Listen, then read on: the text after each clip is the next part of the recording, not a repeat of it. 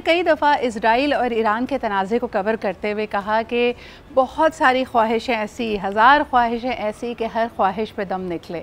सूरत हाल कुछ ऐसी ही है और ख़ास तौर पे नोबेल पीस लॉरिएट के लिए जो कोशिशें हो रही हैं और यकीनन प्रेसिडेंट ट्रंप की ये ख्वाहिश भी थी जब वो इस कैंपेनिंग ट्रेल में भी थे। उन्होंने वादा किया कि दुनिया में अमन होगा, जंग का ख़ात्मा होगा, लॉन्ग लास्टिंग पीस को वो इंश्योर करेंगे और यही उनकी कॉल फॉर एक्शन थी। लेकिन जितने मौसर वो पाकिस्तान और भारत के तनाज़े को ख़त्म करने में थे, बाकी जगहों पे उनको वो कामयाबी नहीं मिल रही।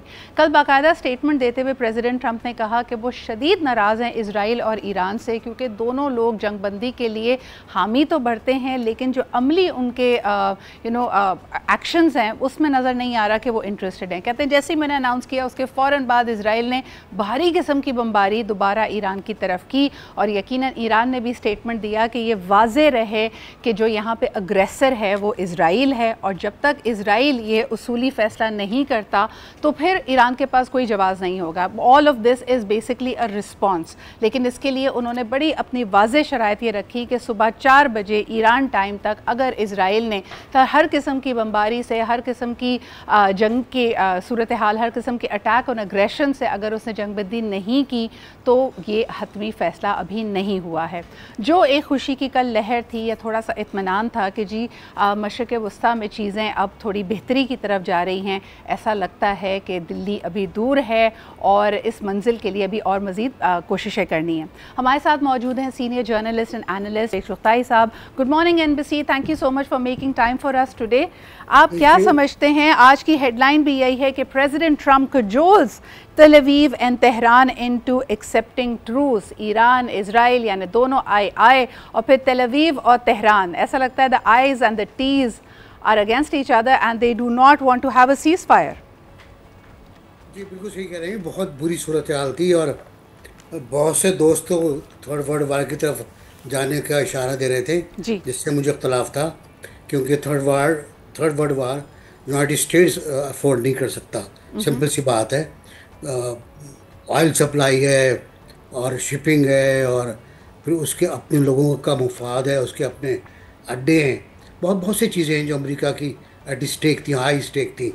तो वो थर्ड वार तो हो नहीं सकती थी, लेकिन वार एक रीजनल इलाके में फैल सकती थी, जिसका आखिरी जो एपिसोड आपने देखा जी कि अटैक्ड कतर। अब वो कितना अकेले हमारा भाई है, प्यारा भाई है, छोटा भाई है, बड़ा भाई है और तस्लीमात और आदाब, बात बनती नहीं। बात यह है कि ईरान ने अटैक किया जी कतर के अमरीकी अड्डे पर और वहाँ जंग बंद हो गई। ये बहुत कई बार होता है कि क्लाइमेक्स इस तरह का हो जो लगे आपको कि एंटाई क्लाइमेक्स है। ये भी कहा जाता है कि अमेरिका ने खुद कहा होगा यार मार देने का गोला फिर जंग बंद कर लेंगे, तुम्हारा बदला पूरा हो जाएगा। That's why president Trump said कि अब लगता है कि ईरान के दिल की भड़ास ख़त्म हो गई, आए चलें अमन की तरफ चलें। बिल्कुल very clever move, very clever move. और आपने कहा कि इसराइल के बारे में उन्होंने कहा है, वो तो बहुत ही ज़बरदस्त उन्होंने कहा, शायद पहली बार तारीख में इसराइल को गाली पड़ी होगी, वाकई गाली पड़ी होगी। 4 लेटर गाली जो होती है ना टिपिकल, वो पड़ी होगी। गुस्सा था, चेहरे पर नफरत थी और लगता था कि वो अपना कोई प्रोजेक्ट नाकाम होने पर गुस्से में है। तो ओके फाइन गुड, पहला मौका है कि इसराइल को प्रेशर आया है अमेरिका का, और ऐसा प्रेशर आया कि now stop it, call back your pilots, call back your pilots, और उसके बाद वो पायलट वापस आ गए। बिल्कुल बिल्कुल। NBC इस वक्त जो सूरत हाल है, कतर का क्या किरदार आप देखते हैं? क्योंकि जिस तरह कहा जाता है ना कि कतर की सरजमीन पे अगर अमरीकी अड्डे के ऊपर अल-उदैद के ऊपर कल हमला होता है तो फौरी जो रिस्पांस सॉवरन स्टेट का आया, उन्होंने कहा कि this is against our sovereignty. लेकिन फिर फ़ौरन ही हमने देखा कि आयतुल्लाह ख़amenei का बयान आता है, उन्होंने कहा कि the attack and the aggression was meant only for an American installation, और हम सलाम पेश करते हैं कतर की नोबल यानी उनकी अजीम कौम को। और एक दफ़ा फिर हम देख रहे हैं कि Qatar is emerging as a deal maker. क्या किरदार आप देख रहे हैं कतरी अमीर का इसके अंदर?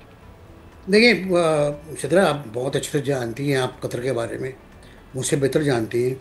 Qatar is a centre point, focal point ji for all kind of peace negotiations nowadays, not in the past. Recent past. आपको शायद पता ही होगा कि हमास का हेडक्वार्टर कतर था। जी। हमास की फंडिंग कतर ने की। इसी तरह बहुत सी तंजीमों को फंडिंग की कतर ने, उनके हेडक्वार्टर बनाए। और हसन नसरुल्लाह का घर भी वहीं पर था। जी। हमारे काजी साहब, हमारे हाफिज़ नईम साहब जो भी गए वो दोहा गए उनसे मुलाकात के लिए, तो वहाँ घर है उनका बाकायदा, सबका घर वहीं पर था। तो कतर ने एक कोशिश की कि पुरअमन तरीके से मसाइल का हल हो, इसी का नहीं और भी कई मसाइल का।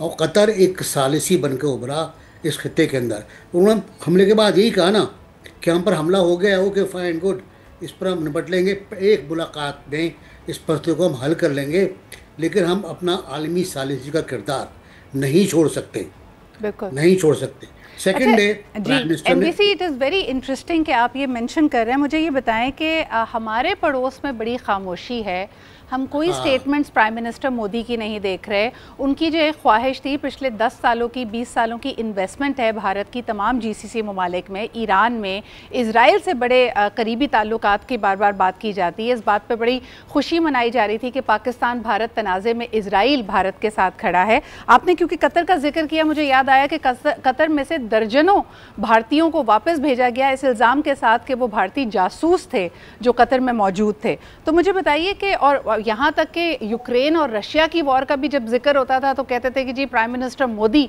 अपनी कैंपेन ट्रेल में, प्राइम मिनिस्टरशिप की जो अब ये थर्ड उनकी कैंपेन थी उसमें कहते थे ये वॉर भी मोदी साहब ही ख़त्म कराएंगे। तो इस वक्त इतनी खामोशी क्यों है? पहला टेलीफोन जो गया प्रेसिडेंट मसूद पशकान को, जी। वो मोदी साहब का गया था। और मैं कहा तार बाड़ लेने के लिए गया था। वो फोन के भाई क्या करने का इरादा है, क्या करेंगे आप, मेरा ख्याल है, मैं जी। जस्ट इमेजिन कर रहा हूँ कि जी। क्या बात है। जो क्योंकि जो रिजल्ट सामने आया उसका, कि मोदी का बयान तक नहीं आया उसके बाद, मोदी ने कंडेम तक नहीं किया। जी। कंडेम छोड़ें यार, कंसर्न तक शो नहीं किया। जितने जो बीच के मुल्क होते हैं ना, वो कंसर्न शो करते हैं, we show our concern, we want peaceful resolution of the problem.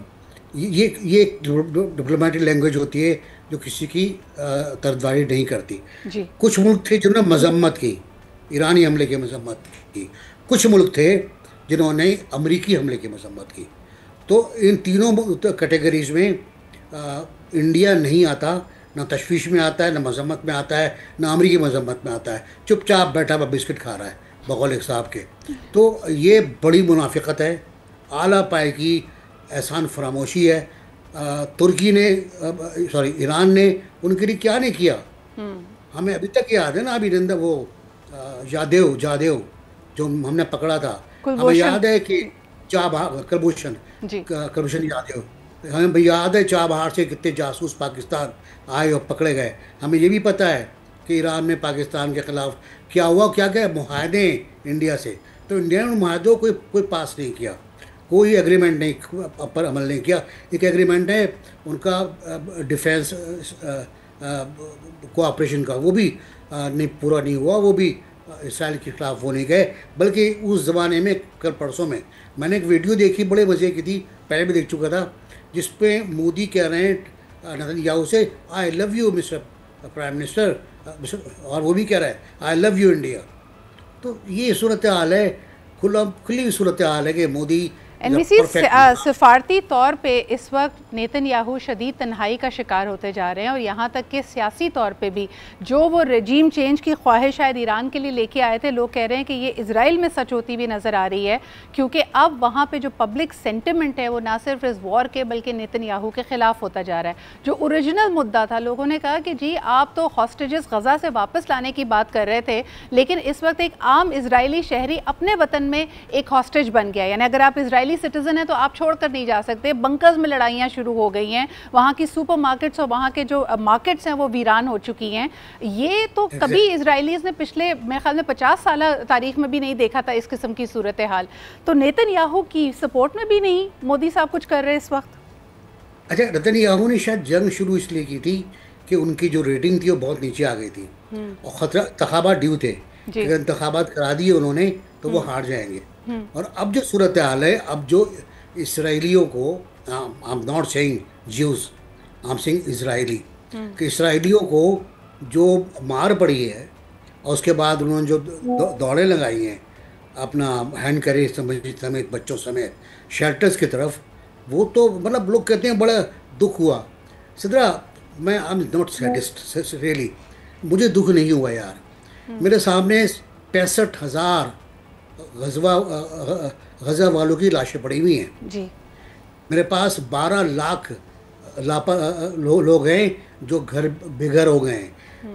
Harvard university की स्टडी कहती है कि 15,000 लापता नहीं है, 3,37,000 लापता लोग हैं।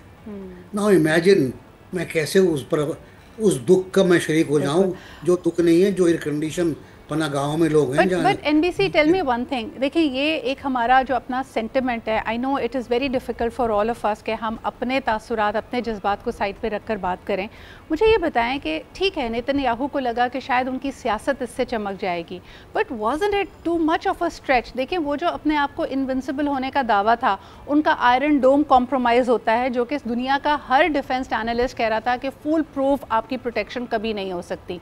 आप गज़ा से लड़ सकते हैं, वहाँ पर आपने एक महाज खोला हुआ है, आपने ईरान के साथ महाज खोल लिया। What was the war strategy? क्या लगता था कि अमेरिका हाथ में साथ में आ जाएगा, आप एक ग्रेटर इजराइल का ख्वाब पूरा करेंगे?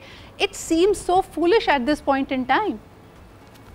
नाकाम हो गए वो। दो चीज़ों में आज कर दिया आपने उसका खुल के जी। एक तो रजीम चेंज उनका पहला एजेंडा था, आयतुल्लाह ख़ुमैनी को मारना और रजीम चेंज करना, और रज़ा पहलवी को जो उनके पहलू में बैठा हुआ है उसको ला के इंस्टॉल करना as president as king, anyway जो भी चाहिए। वो बेचारा वहीं बैठा रहेगा दीवार गिरिया पर। मैंने उस पर लिखा भी था कि दीवार गिरिया पर सर फोड़ रहा है, सर मारा है। तस्वीर भी थी मेरे पास, तस्वीर भी लगाई थी। तो वो बेकार बेचारा फजूल मारा गया। अच्छा खासा पेरिस में बैठा हुआ तफरी कर रहा था, ख़त्म हो गया। इट इज़ वेरी इंटरेस्टिंग जब आपकी बात काट रही हूँ, लेकिन Razzaq पहलवी's father was actually accredited to be the dreamer जिन्होंने ये बुनियाद रखी थी ईरान के न्यूक्लियर प्लान की। तो सबसे बड़ी मज़ाहिका ख़ास बात तो यहाँ पे ये थी कि रज़ाक पहलवी को वो सोच रहे थे प्राइम मिनिस्टर बनाने का या नई रजीम लाने का, और मुद्दा इन्होंने ईरान के न्यूक्लियर प्रोग्राम को बनाया था। तो it was in itself such a कैच-22 ओवर देयर। जी, कंटिन्यू कीजिए आप अपनी बात। Cognitive dissonance. तो रज़ा पहलवी अब पहलू में बैठे हुए हैं, कुछ नहीं कर पाएंगे। इसराइल के बारे में जो आपने कहा कि ये मैं समझता हूँ तारीख का पहला मौका है कि अमेरिका ने उससे डिसएग्री किया है। सही। और वार्निंग दी है, धमकी दी है, गाली दी है, 3 चीज़ें। और लगता यूँ है कि सख्त मायूसी है इसराइल को। वहाँ पर लोगों ने मुजाहरे शुरू कर दिए हैं नेतन्याहू के ख़िलाफ़, जो पहले भी जारी थे, जो जंग के दौरान भी जारी रहे। और इस बयान के बाद तो और संगीन हो गए कि मैं गज़ा से यरगमालियों को लाऊंगा, चाहे वो मुर्दा हो जिंदा हो। अब मुर्दा कहने के बाद तो उसने लोगों की तमाम खुशियों, तमाम आरजुओं, तमाम उम्मीदों का बड़ा गलत कर दिया ना। तो अब वो कह रहा है मैं लाशें लाऊंगा या जिंदा को लेकर आऊँगा। अभी भी वो लोगों को वहाँ मार रहा है। तो उसके ख़िलाफ़ एक उबाल है, एक तहरीक है। वो फिर इंतखाबात को मुलतवी करने की कोशिश करेगा। उसके साथ जो इंतखाब पसंद पार्टी है जिसका वज़ीर दिफा भी है, जो कहता था कि हम ईरान का तोबाला कर देंगे, बर्बाद कर देंगे, उस पर नाकामी भी हुई। अब देखिए ना, जब आप अमेरिका भी कहता है कि हमें तबाह कर दिया, इसराइल भी कहता है हमने मकसद हासिल कर लिया, कोई मकसद हासिल नहीं किया। अमेरिका के तमाम अखबारात, तमाम मीडिया हाउसेस कहते हैं कि जुज़वी तबाही हुई है, जो महीनों में नहीं तो 1 साल 2 साल में पूरी हो जाएगी। उनके सेंट्रीफ्यूजेस मौजूद हैं, उनका यूरेनियम 400 ग्राम 400 किलोग्राम कहीं और रखा हुआ है, कहीं और रखा हुआ है। तो this is something very strange कि आपने अपना मकसद हासिल नहीं किया। आप अच्छा, इसमें जो सर, लेकिन बड़ी इंटरेस्टिंग बात ये है, sorry we are coming to the close of the segment, लेकिन पेजेश्कियान ने जिस तरह कहा है कि ये एक peaceful use of nuclear energy से दस्तबरदार ईरान नहीं हो रहा। इससे पहले भी 5 राउंड्स ऑफ डायलॉग में वो शामिल था। सबसे बढ़कर ये कि क्या ये जो पूरी सूरत हाल डेवलप हुई है, जैसे आपने ख़ुद कहा कि गुस्सा भी है, फिर प्रेसिडेंट ट्रंप का एक अपना रिजॉल्व था कि देरीना अमन कायम किया जा सके, देरपा अमन कायम किया जा सके, उसके लिए क्या अब हम एक 2 स्टेट सोल्यूशन की तरफ जाएंगे फॉर द मिडल ईस्ट, और ईरान इजराइल तनाज़े का क्या एक हल ये भी निकल सकता है? That is yet to be seen, but thank you so much NBC for making time for us today. This is a developing story, will continue covering it.